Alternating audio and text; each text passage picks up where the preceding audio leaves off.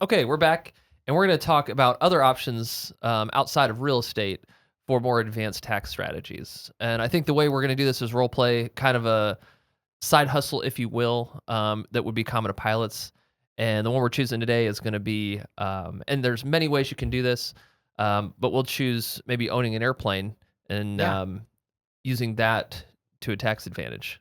Yeah, that's great. So again, you're a high income earner, and you want to save on taxes, and we already know from the prior videos that the way to do that, to unlock those advanced tax strategies, is to own a business or to own real estate or both. And so let's talk about being a business owner. As a business owner, there's a lot of write-offs you can do that you cannot do as an employee. Right. You know, for example, you're flying around and you end up in a city, you did not get home that evening and you have to pay for meals or you had to pay for a hotel. None of that is deductible Right. as a high income earner. Like it should be, but yeah, It should it's be. like part of the job. I mean, you kind of feel like it should be, Yeah, but but it's not. Yeah. But it's not part of the code, the IRS code. And so you can't. So, but as a business owner, you can write off meals. You can write off overnight stays. You can even write off your vehicle in situations, paying your kids. There's all these different tax strategies that come with being a business owner. The question is, what type of business do we want to have? Right.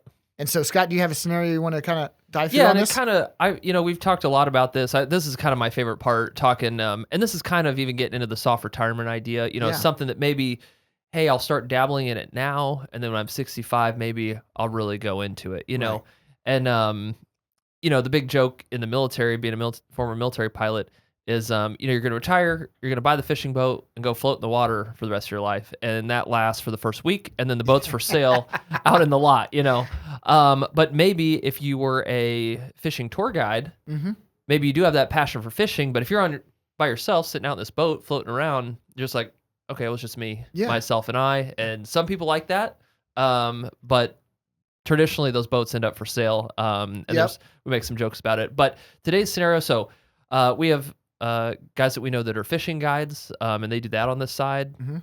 And then I know guys that have resto mod shops. They do that on the side. And there's really, I know a guy I talked to that wants to start a catering business. And because he's really into, doing the whole like smokers and stuff like that. Yeah. And so, whatever, the reason it's exciting to me is because it can really ignite some passions that you've had and make them very financially advantageous, because even if you're not, the business doesn't have to make $100,000. No. If it's showing income and you're reducing that tax bill, well, that's, in my mind, that's profit, kind of, or at least savings, right? Right. And so lowering expenses. And so the example today, what I leverage, and I've got, I'd say 2.5 because one's a nonprofit, but is 2 airplane companies. Yeah. And I know that's pretty common with pilots. We like to own airplanes because we fly airplanes. It's your passion. Yeah, it's the passion. And so I bought my first airplane in 2019, put it in an LLC, and then I'll just kind of let Tim, walk it from there. But so let's say I'm a pilot. I come to you. I've got $100,000 saved up. I'm making $500,000 a year. The $100,000 saved up for a plane specifically. Yeah. And you want to go, hey, I really like to buy, and I've talked to somebody about this, and they want to go buy a 172, so their high schoolers can learn how to fly, and they want to teach them, because most of us are CFIs, because that's what we did before the military or before we got into commercial aviation. So maybe I come to you, it's one of our quarterly calls, we've got all the other things we've talked about set up, and it's like, hey, I'm thinking about buying this airplane. It's $100,000. What's the best way to move forward? Sure. Yeah, so you want to own a business, you have a passion for something, and you've got the Cessna 172. And so the question we have to ask, and what the IRS really requires, is if you're going to operate a business, it has to have a profit motive. Like that's kind of the requirement. And they want to see at some point in time you make a profit. Now, to get tax savings, you don't have to build Boeing. You know what I mean? Yeah, like we're not asking you to generate $1 million of revenue a year. Right. A small business is fine. Right. And so you have the Cessna. There's some personal use that you may have out of it, but you also rent it out. Maybe there's other student pilots that want to do, or maybe there's just other pilots in your network that love to fly as well. They just don't want to own their own Cessna. They just don't want to deal with it. They're happy to rent it from you or someone else or any other chartering company. So you could charter your Cessna and allow them to use it. And so you want to do this within an LLC. Anytime we're setting up a business, you want the LLC. And what LLC stands for is a limited liability company. And what that does is it's actually for asset protection. Mm-hmm.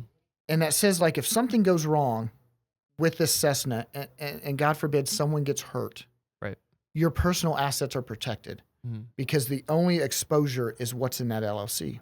Right. Same if you had rental property. If something happened and someone was hurt or killed, maybe there's a fire at the rental, God Mhm. forbid, and someone perished in that fire, unless you were negligent, that limited liability company will protect your personal assets from them coming after you personally. Mhm. Again, I will put the disclaimer, I'm not an attorney.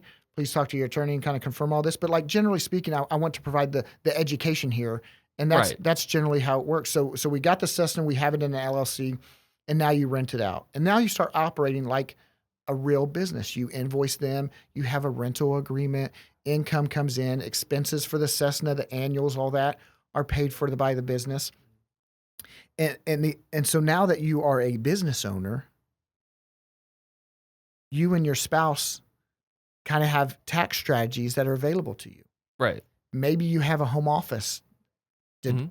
deduction because Right. you have a place at your home that an office you use at your house where you do email, you communicate with the Right. people who are leasing the plane from you, you Right. pay the bills from plane. So now a certain percentage of your profits can be reimbursed to you tax free Mhm. for your home office deduction. Maybe you want to pay your kids. The kids come out there and they help you like after it's been rented once a month or whatever frequency you want to do it. You clean the plane out, you vacuum it out, Right. guys shine it all up, and the kids help you do that. And you can pay your kids. And there's actually ways you can pay your kids tax free up to Mhm. the standard deduction, which for this year's $15,000 a year. Mhm. Which then becomes so they don't pay taxes on that They income, don't. and that becomes a deduction on your side Correct. as So a deduction in the business. yeah, so you can pay your kids in the business. They become a deduction, a write off. So that lowers the profit in the business. Mhm. They can receive the income federally tax free, Mhm. whether it's state tax free or not. It's kind of dependent on what state you're in. But even so, it'd be a very small tax bill compared to your tax rates Right. paying Right. the kids. Right. You and your spouse can go and have a date night and talk about the status of the business and Right. otherwise enjoy each other's company. Right. And if that has a business purpose, that can be a write off. Right. And so all these things we're writing off. And so two situations can occur in that type of situation. One, you could just make extra income Right. and you've moved a good amount of your personal expenses legally to the business to write them off. So you just lowered your household budget, Mhm. which is a benefit. Yep. But the other thing is when you buy assets like a plane or like real estate, you get to depreciate it. Right. And this is where really a lot of magic comes in because what the IRS says is if you have an asset like a plane, that plane has a useful life. Mhm. And you are allowed to quote unquote expense a certain portion of that plane each year as an expense to the business. So it reduces your profit. Right. We call it a non-cash expense. You pay Right. nothing for that expense, Yeah. but on paper, it was allowed to reduce your profit. And it can even take you to a loss position. Right. And that's where a lot of people want to see their advanced tax strategies. They bought an asset, they depreciated it, they use meals and travel and paying the kids and home office deductions, and there's a whole list of them, but they use all those to reduce the profit. And now we're in a loss position, and we take that loss and we offset our high income pilot income. Right. And you can do that as the pilot, right? So like I own 100% of one of the rental companies. Correct. Right. So say your spouse isn't interested in doing the real estate scenario or Correct. doesn't want to start a side hustle themselves. Maybe they're full time working Correct. and that's their passion. So it's something that the pilot can do and that totally legally because it's in that active bucket, not the passive bucket. That's right. You have active income from being a commercial airline pilot, Mhm. and you have active income or active losses Right. by being a business owner that bought an asset that depreciated you into a loss position. Right. And that's one of the things that I tell folks as well when we're talking about this is, I wouldn't go out and buy, a Porsche just for a tax write off. Yeah. Right. It's kind of like Dave Ramsey says, buying something for a tax write off is kind of a dumb idea. Right.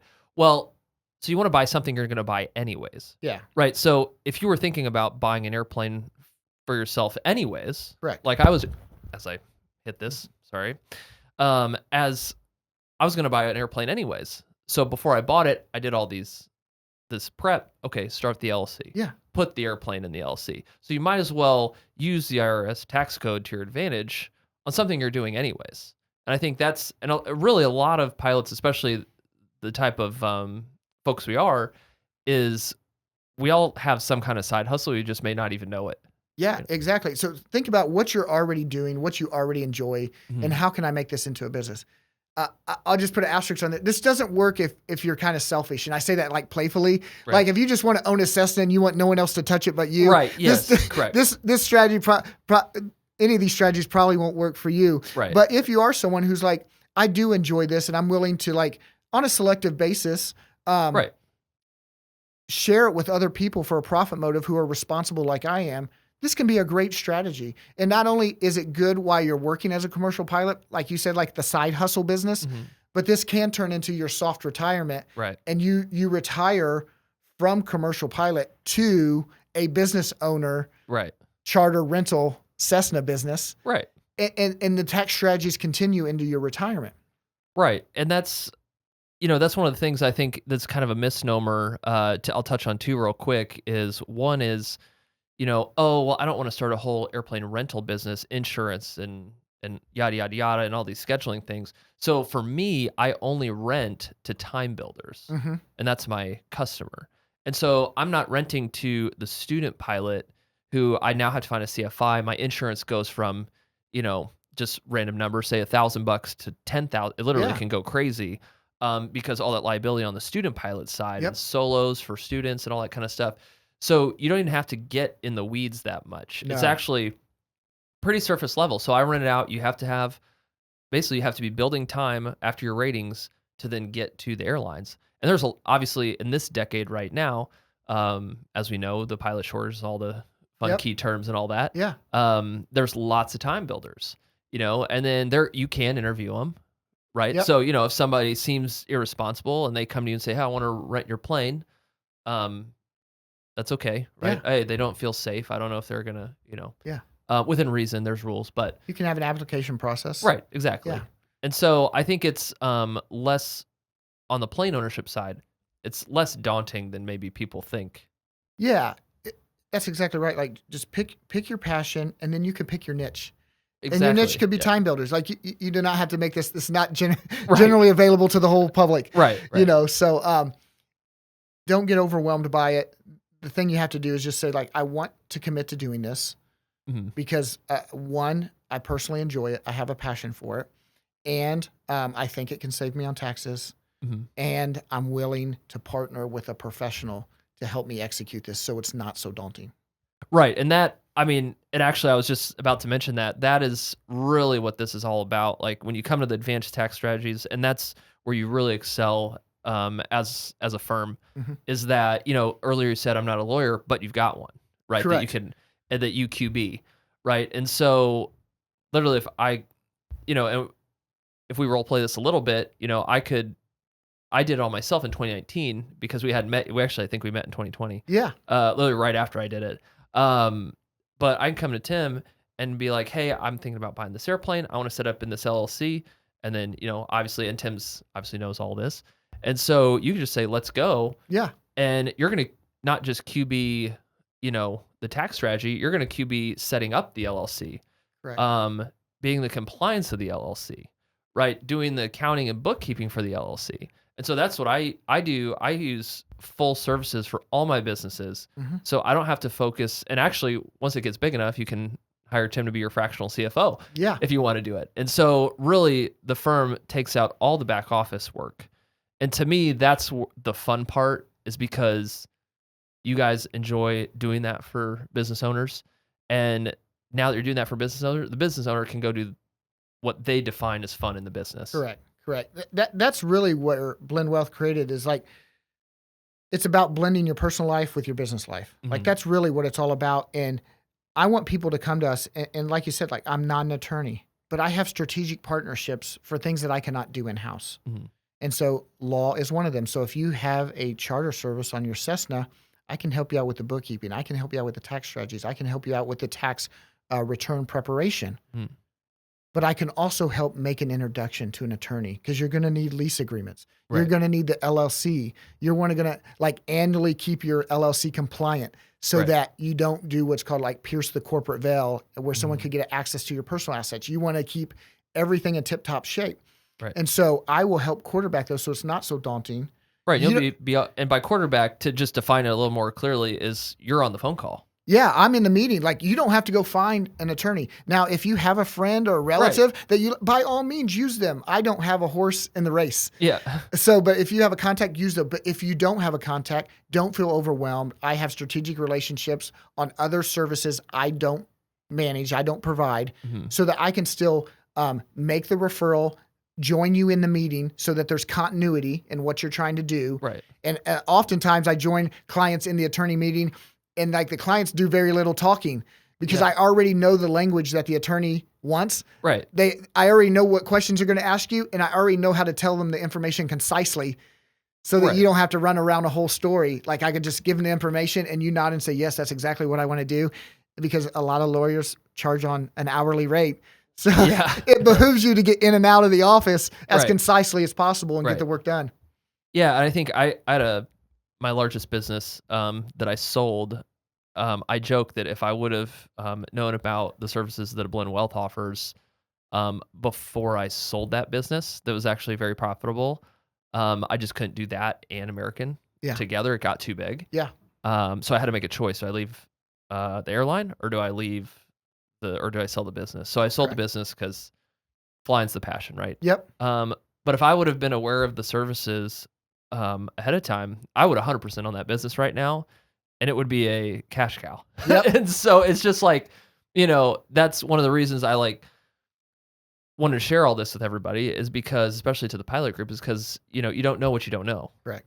So I think it's cool being able to have those services, the back office, because that's not what I like doing. Yeah. I like going and talking to the people and say, hey, you want to learn how to fly? You want to, do this? And I do some other business ventures as well. And it's just, doing the QuickBooks just, for me, makes me want to vomit. It's just not. So I snap the receipt on my phone. It auto loads to the accountant. Yeah. They do a monthly statement, the P&L. And then the great thing about it is, because I did this when I was a business owner prior to the services offered, then you spend 2 months doing your accounting and bookkeeping at the end of the year and trying to figure everything out. Well, the nice thing about this is, at the end of the year, it's already done, Yep. because you just snap the receipt, goes to the cloud, Right. done, and Right. then tax time, it's just, the same person that's doing your accounting and your bookkeeping is also your CPA, Right. who's also your tax strategist, who you've been talking to every quarter, and then boom. Yeah, it it just all it comes just together. tax times becomes easy. It does. It does. By working together regularly throughout the year, it makes tax time so much less overwhelming. Mhm. So I guess for like those in the pilot group who are just joining us and who haven't like maybe watched the prior videos, just like the pilot checklist for you is really this, like whether it's Blend Wealth or someone else, start the engagement with a professional, certified financial planner, certified public accountant, tax team that Mhm. can provide financial advice and tax advice. Mhm. Create that financial plan. That's your roadmap. That's your blueprint, your flight path. That's your game plan. And then now we know what you want to do and what you're passionate about. How can we do that and pay the lowest possible tax bill? Yep. I think a lot of people kind of get it backwards. The tax tail wags the dog, and they're like, how can I save all this in taxes? And sometimes they end up doing things that they don't do them quite right, or they end up doing things that they really don't want to do because they started off with tax minimization as the goal. Mhm. I want you to really identify the life that you're passionate about living, Right. and then let's reduce the tax bill as low as possible on that life. And if you do those things in that order, define your life and reduce the tax bill on that life you love, I think the enrichment you'll find is incredible. Oh, absolutely. And I could speak on personal, situations on that. That it's been a fun ride. Yeah, yeah. intended. And so we got the financial plan, we got the tax plan, and I think next up is like the estate plan. Right. And that'll come down. Obviously, we got the LLC for the liability protection. Correct. And then if there were to be any holes in that, the estate plan just shuts it down, essentially. Correct. Right. So, we'll take one more quick break and come back and talk estate plans, which I have found that most pilots, I would say almost all pilots that I've talked to, don't have. Yep. Sounds great.